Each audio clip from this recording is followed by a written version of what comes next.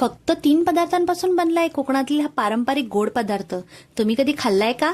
आरूला टिफिनसाठी काहीतरी गोड हवं होतं, म्हणून मी ठरवलं आज ना कोकणातील पारंपरिक गोड घावणे बनवूयात.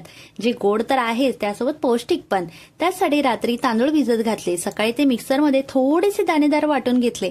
त्यानंतर नारळ खवून घेतला आणि गूळ किसून घेतला. खवलेला नारळ आणि गूळ एकत्र मिक्स केलं. ह्यामध्ये तुम्ही वेलची पूडही टाकू शकता.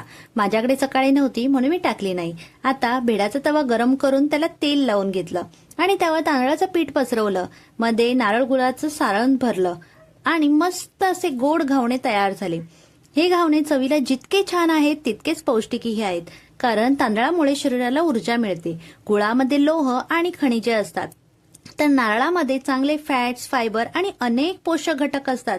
लहान मुलांच्या टिफिनसाठी, नाश्त्यासाठी किंवा संध्याकाळच्या खाऊसाठी हा एक उत्तम आणि पारंपरिक पर्याय आहे. तुमच्या घरी याला काय म्हणतात ते कमेंटमध्ये नक्की सांगा. अशाच रेसिपी विथ बेनिफिटसाठी मला फॉलो आणि सबस्क्राईब करायला विसरू नका. खाऊया हेल्दी, राहूया हॅपी.